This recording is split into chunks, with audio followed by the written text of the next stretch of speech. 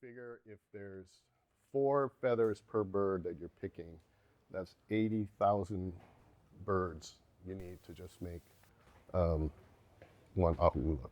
So that's a lot of birds, and the methods of collecting them, the bird catchers would put some sap on the trees. Bird would get stuck. They'd come, pluck the feathers they need, take it off, clean the feet, and let them go. So we weren't killing birds and plucking all their feathers. It was plucking specific feathers. So that would be one of the taxes for makahiki. Come around, as we'd come around, different areas would give their feathers that they had caught to the elite, or make the ahaula and present it. But it's a generational thing because of the amount of feathers that it takes. So what are the birds? So the mamo,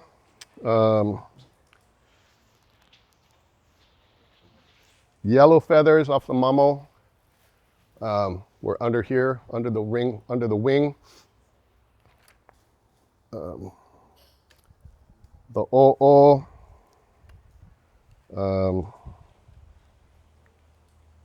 same thing as the yellow feathers that happen on the wing. The iivi, the red breast feathers.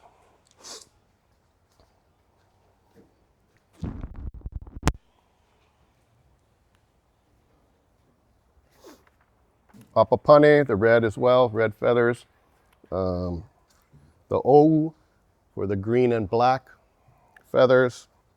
The kialoa for the green on their back, yellow underbelly and green back feathers.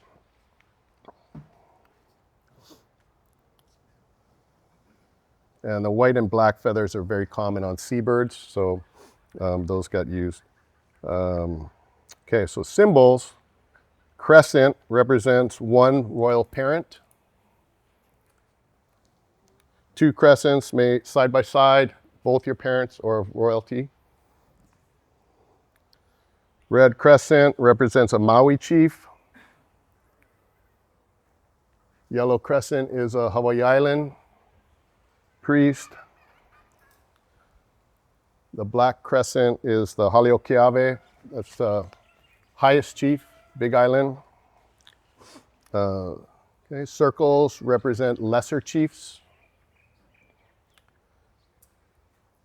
The pennant is priesthood, priesthood of royal blood. And the triangle shows is a priesthood as well. Battle axe represents a warlord. Another battle axe, another shape. This one, the black on yellow, is Big Island.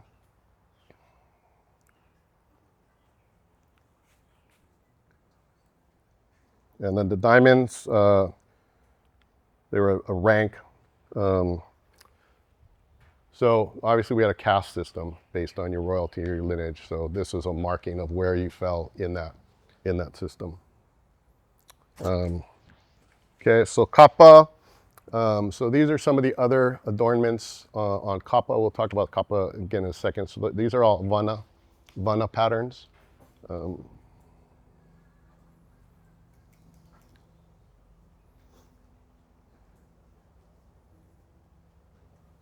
Okay, so these are some examples of ahaula.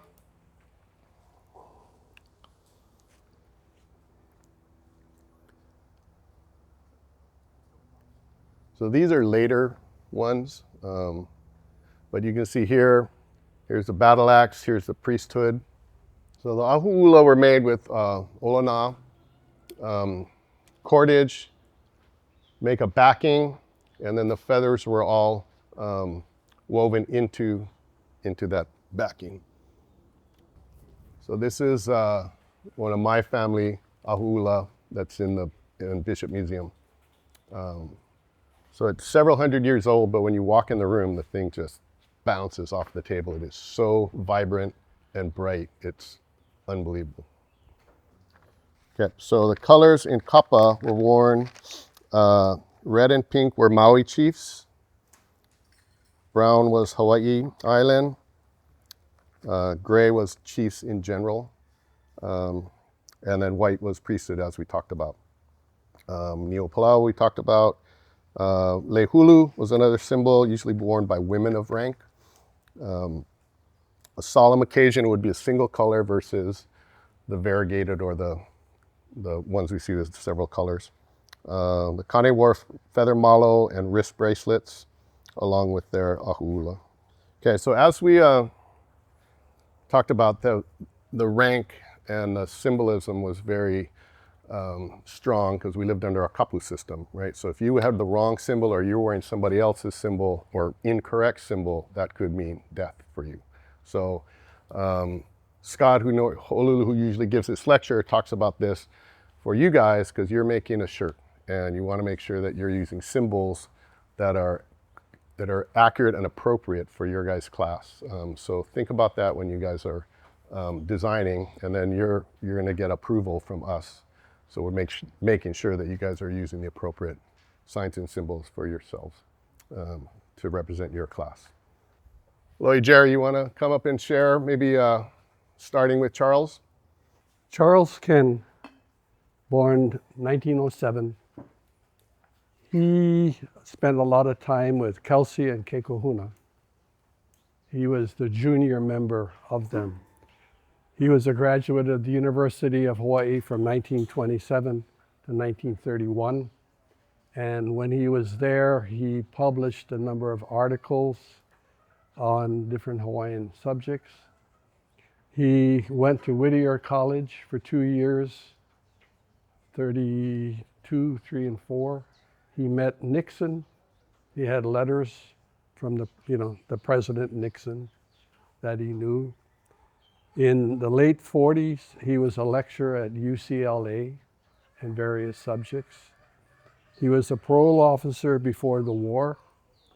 And in the mid 30s, he worked for City and County Parks and Recreation and put on one of the first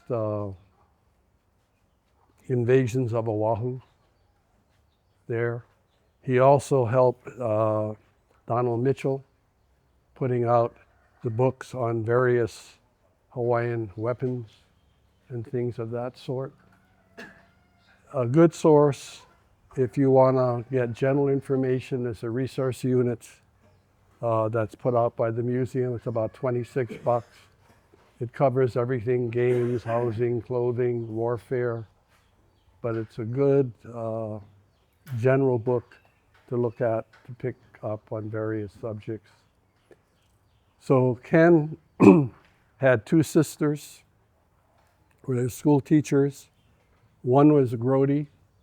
So if you know Kaneohe and where Don Ho used to practice, Honey's Lounge, well, all of that property all the way up to the ocean was owned by Grody, and that was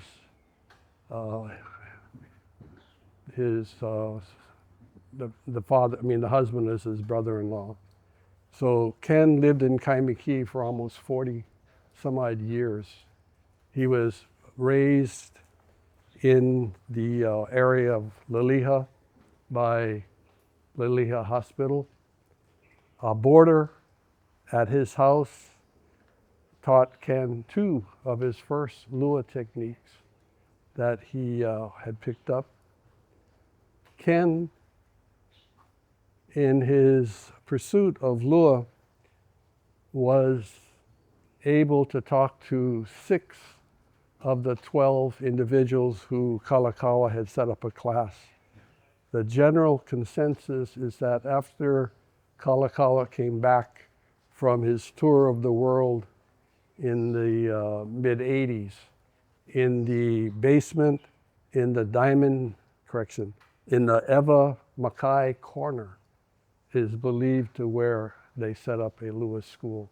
There were 3 different Olohes who came in and taught them. So Ken was able to talk to St. Chad Pianaya, talk to, let's see, there were 6 of them that he had gone through. And anyway, the names will come in there. So in his pursuit of the 156 techniques that he picked up, there was Annie Williams, which he picked up a couple women's techniques. From Okazaki, he had picked up 46 techniques, not by Hawaiian names, but either by an alpha or a numerical sequence. The thing is that there's a guess as to who that individual may have been. There's been a name of David Kanehi, but I looked through all of the census information in Hilo and Puna. There is nobody there that was recorded. The name does show up in Honaka'a, but to go back into the 1920s and things of that sort, to travel, it wasn't that easy. So the thing is that Okazaki's grandfather and Ken's grandfather knew each other in Japan. Ken was half Hawaiian, 1/4 German, 1/4 Hawaiian. So one parent was half Hawaiian, half Japanese. The other was half Hawaiian, half German. From there, Ken's grandfather in 1868 was on the first boatload of Japanese who came over to work on the plantations.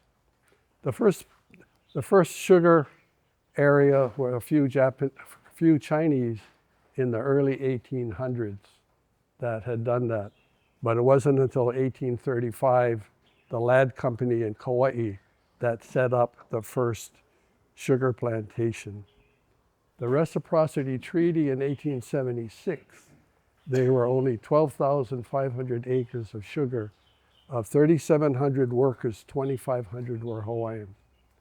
Then subsequently, with the treaty that Kalakaua had set up, within 10 years, there was 125,000. But anyway, Ken's grandfather came over with the first group in that point.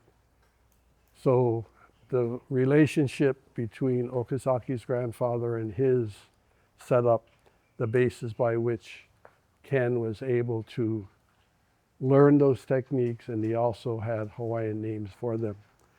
Nalawihini Ka'apua, in the time when Kelsey and Kekahuna were going up there, Kekahuna was a cousin of Nalawihini. Nalawihini, from what we have, went to 3 different Lewis schools on the Big Island, but each time his parents found out, they stopped it because of the missionary and the Christian influence. But Nalawihini's parents, as well as his uncles and things, were all practitioners. One of his great uncles was 7 foot tall and was in the Kahu area. Nalawihini passed on to Ken 35 techniques, of which 24 were fish, a couple plants, couple human anatomy portions. Of that, Kekahuna had done an article on him called The Science of Lua, which is about 13 pages. In there is another 15 Lua techniques that are listed but not described. He also picked up 10 Lua techniques from George Kalama from Kauai. So if anybody knows of the Mossman Lamau village, in Kapahulu was the thing set up. So a person named Kula Waimaka and George Kalama were the individuals that took care of the village. So both of them, in about 1929 or 30, were centurions at that point. So what they did was, David Nuiva's grandfather, they brought in from Kauai.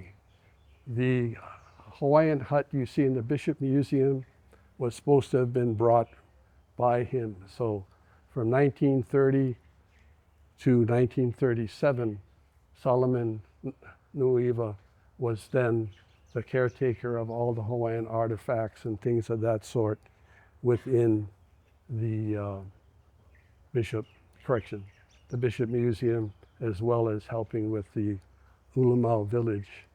In the late 50s at Alamana Park, Ulamau Village was there, and subsequently went to in Kaneohe by Heia, that lookout. Anybody knows where the jumping off spot? So if you're looking out straight down on the left side, and what is the favorable side when you jump off so that you travel into Po? Left or right? Usually it's the left side. So if you go to Laia, you look at all the sharks off of Pounders Beach, things of that sort. So the Lena from there is where you see that. So anyway, getting off the subject. But the key with Ken, he had also picked up various other techniques from non-Hawaiian. So he actually had about 54 people of which he had learned all of the Polynesian, from the Samoan, the Tongan to Tahitian, Marquesan, of those areas. Ken also spent 20 years studying all of the dance movements of the Indian, not American, but from India, as far as all of the hand gestures, things of that sort, to see if there was any correlation with the Hawaiian hula and things of that sort. So Eli Mitchell and myself, we knew each other at Church College in the early 60s. We both had I started martial arts in 61. So we had some meeting there. And then later in 1967, we started working together to find somebody that may know some information. So Larry Kimura, I was able to contact. He set up a meeting with Ken in 1974 during the summer. And I spent 13 hours with him. And I think the word lua is mentioned about 3 times. No water break, no pee break, just sitting in his room, listening to him going back and forth. So asking him of his knowledge and his ability to teach. So what he said, that we needed to get together 12 different individuals. So at that time I contacted Mitch. Mitch got hold of Dennis. They were there. And then Naomi Loesch, or Clark, anybody know Naomi? She used to teach at Leeward Community College. Anyway, in my backyard, I was looking over the fence, talking to her, and I said, by the way, do you know of anybody who may be interested? So Richard Pagluwan and Moses Kalani were mentioned, so I got hold of them. So the 5 of us, minus 7, met with Ken. So he said, the first thing you have to do is do all your genealogy. So we did all our genealogy. I walked up to his house, put it in the door, he shut the door, and about a week later, he said, okay, let's meet. So the 5 of us met with him in September of 74. And then at that point, he wanted to make sure, he had started a class earlier with one of Myron Thompson's sons who were flight attendants for United Airlines, and a number of them, for whatever reason, the class didn't last that long. So we were the second group. So meeting with him, he said he would teach us Hawaiian culture and eventually may drift into learning Lua. So at that point, the conditions were he wanted people who could speak the language, who were single, committed, and all of that. Most of us were not single at that time, but he allowed us to continue. So we had to pick up 7 more people. So 3 of the Hanu Hanu brothers, one out at Pupukea Punaluu is one of them. The other one was a cement driver for HC&D. The other one worked for the DEA. There was a person named Oliveira who was with us for a couple of weeks. Norman Pi'inaya, which you saw in the picture, was there. Also, Keith, I forget his last name right now. I don't know if you know Val Ching. Val Ching Paddle Surf Club, 1963 on the Molokai. He was one of the first Paipo board enthusiasts on the island. Also, he is a master on making cordage with that as well as a number of other things he's good at. So anyway, so we started, we met every Thursday night up at Mitchell's house in the garage. We took 3 army ponchos, covered it so that nobody would wonder what we were doing. And then the 5 of us started there. And we would practice roughly from about 6 to 9:30, 10.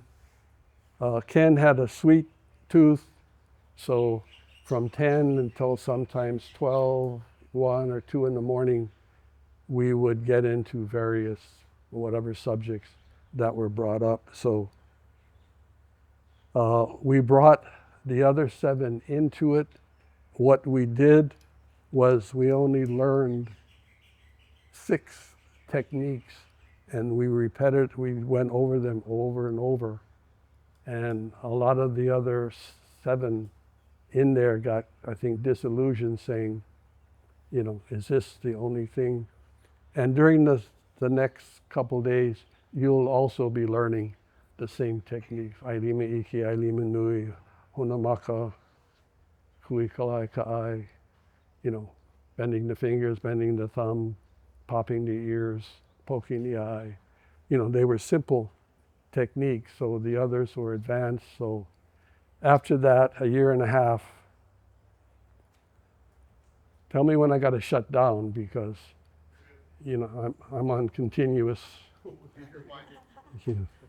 So the thing is, so for the first year and a half, they were eliminated. Then after that, they left. The 5 of us were started, and we were the only ones. And then at that time, he started sharing with us the knowledge of Lua and things of that sort. So up until the end of 1978, we went through a number of tests, both physical as well as written. And at the end of that, he awarded us, you know, the title of Olohe and things of that sort. So after that, you know, he said, go on your way, do whatever you want. The problem was we had, all of us had martial background before then, and what we had learned at that time, we did not feel it was time to share. So for the next 12 years or whatever, we collaborated together and practiced and acquired more and more material on that. And then Lynette Paglilawan Richards' wife was head of the Native Hawaiian, anyway, there was the granting, she was working out of the Bishop Museum.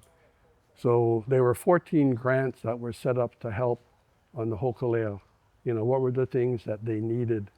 So we got a grant because if the canoe was to land someplace, they would have to learn how to protect themselves. So what we did was Richard should have been the project director, but because of conflict of interest with Lynette, Mitchell and myself were named co-directors. So we had Melissa Scraver, a number of people that worked on the grant for 2 years. Then after the 14 projects were completed, 5 individuals were given additional money to do that. So Topolinsky was doing the kahilis and things. We were able to set up the 48-hour workshop that you see, or whatever you're going to go through. So what we did was the first class was at Nu'uanu Elementary in September of '93. And then Kai and Tommy are individuals who went through that first class. The second class, we went up to Waimea on the Big Island. That is when Pukohola individuals got together and were going to continue for 7 generations. So we trained a number of them. And then on our third class, Tommy put forth funds to secure the elementary school at Nuuanu. So we did a third one. Then after that, with the 3 remaining fundings, we went to Molokai, went to Maui, and went to Kauai. And from there, we also used to be at Keikohaupio Gym and train for about 3 hours, roughly 6 to 9. And we did that up into COVID. So I was one of the founding members of Pakui Olohe in 93 till about 96. And then there was a separation where Mitch went out. He set up Pakui Ahaula. My wife had lung cancer at that time, so I was out for about 4 or 5 months. After she got better, I helped Richard. I helped Mitch. Richard found out, so I had to make a choice. I went with Pakui Ahaula up until 2007. And then after that, we set up. So Tommy, Debbie, Billy, and myself and Sonny set up Ka'ai Kanaha Ilua. So I asked Rubelite Johnson, we wanted to name that, what should we name it? And she said, you're not the first, you're the second. So that's how we got Ka'ai Kanaha Ilua on that. So Ken died in 1988. At that time, he was 81 at that time. He was diabetic, and as said earlier, he was the first person in 1976 to be awarded the Hanwanji Living Treasure.